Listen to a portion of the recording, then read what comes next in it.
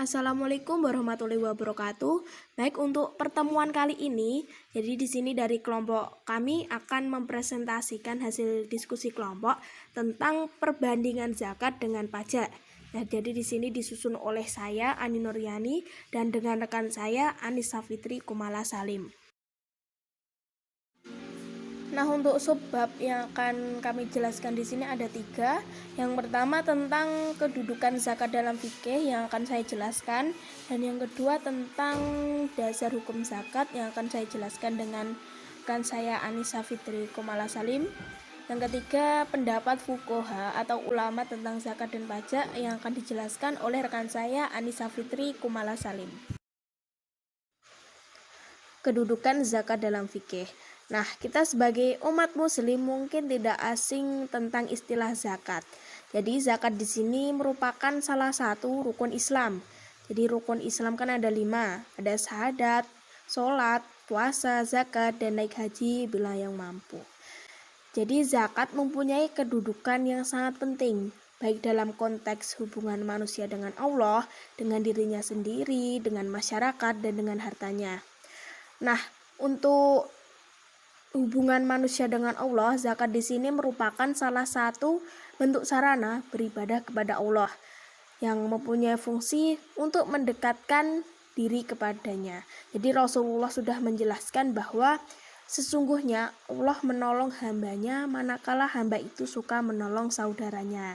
Nah, jadi kepatuhan membayar zakat di sini dinyatakan sebagai tanda bahwa orang tersebut benar-benar beriman, seperti dicantumkan dalam firman Allah dalam Quran surat At-Taubah ayat 18 dan 71. Selanjutnya dalam hubungan dengan dirinya sendiri atau muzaki. Jadi di sini dalam Quran surat At-Taubah ayat 103 Allah menegaskan bahwa tujuan zakat adalah untuk membersihkan dan mensucikan mereka atau muzaki. Nah, dalam hubungannya dengan muzaki atau diri sendiri, zakat merupakan salah satu cara untuk memberantas pandangan hidup materialistis.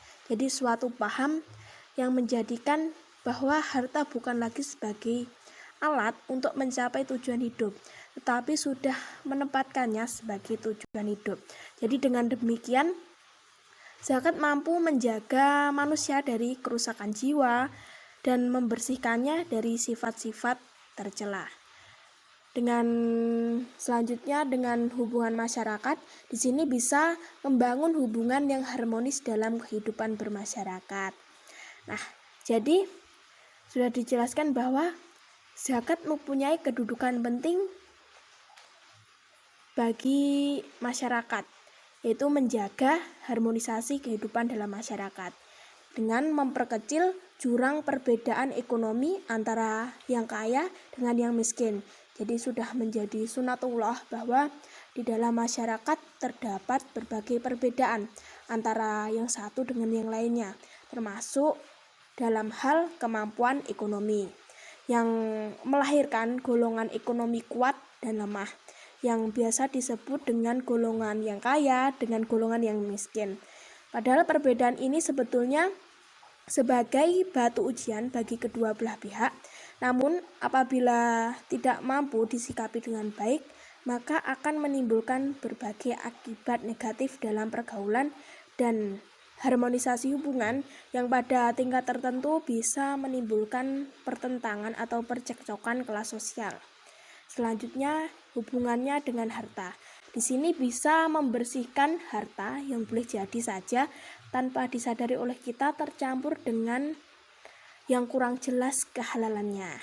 Nah, jadi di sini zakat merupakan media untuk menumbuhkan kesadaran di dalam diri manusia bahwa harta benda yang mereka punya sekarang bukanlah milik mereka sepenuhnya, tetapi merupakan amanat atau titipan dari Allah yang dititipkan kepada kita untuk dikelola saja dan untuk diambil manfaatnya dan dipergunakan sesuai dengan ketentuan Allah.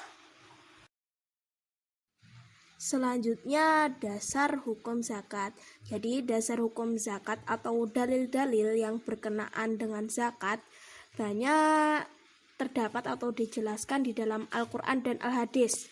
Di sini antara lain dalam Quran Surat At-Taubah ayat 71, Quran Surat At-Taubah ayat 60, Quran Surat Az-Zariyat ayat 19, Quran Surat Al-Bayyinah ayat 5, Quran Surat At-Taubah ayat 103, dan Quran Surat Ar-Rum ayat 39. Jadi di sini menjelaskan tentang zakat dan berbagai penjelasan yang berkenaan dengan zakat. Perkenalkan, nama saya Anissa Fitri Kumala Salim, NIM 102200118.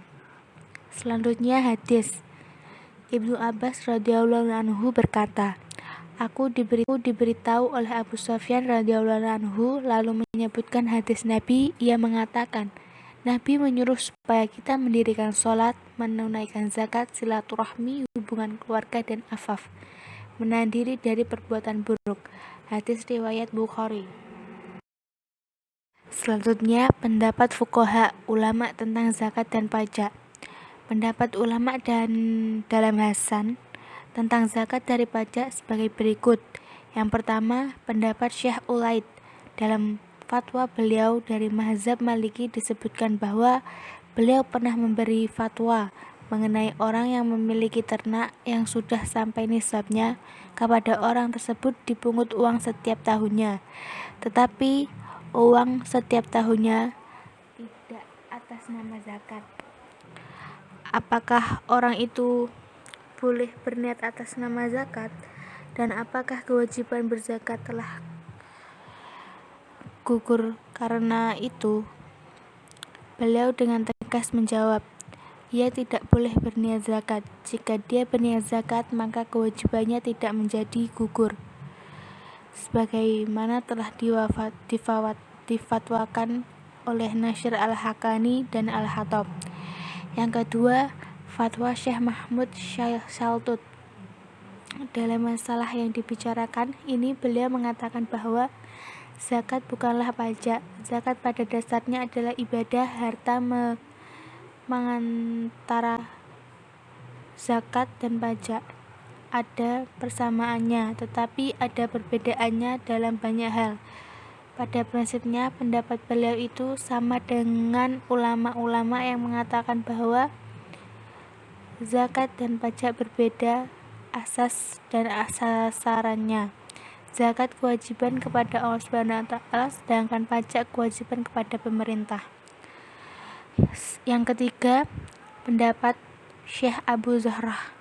Beliau ditanya orang mengenai pajak dan zakat. Beliau menjawab bahwa pajak itu sampai sekarang tidak memiliki nilai-nilai khusus yang dapat memberikan jaminan sosial, padahal tujuan pokok pajak adalah menanggulangi masalah sosial kemasyarakatan. Zakat dapat memenuhi tuntutan sebagai pajak, tetapi pajak tidak mungkin dapat memenuhi tuntutan zakat karena pajak tidak menanggulangi kebutuhan fakir miskin yang menuntut untuk dipenuhi. Zakat adalah merupakan kewajiban dari Allah Subhanahu wa taala dan tidak mungkin dihapuskan oleh hambanya. Zakat tetap dipungut sepanjang zaman walaupun fakir miskin telah tiada. Pemanfaatannya disalurkan untuk fisabilillah. Sekian penjelasan dari saya. Kurang lebihnya saya mohon maaf. Assalamualaikum warahmatullahi wabarakatuh. Mungkin cukup sekian presentasi dari kelompok kami. Apabila ada salah kata atau kurang lebihnya, kami mohon maaf. Wassalamualaikum warahmatullahi wabarakatuh.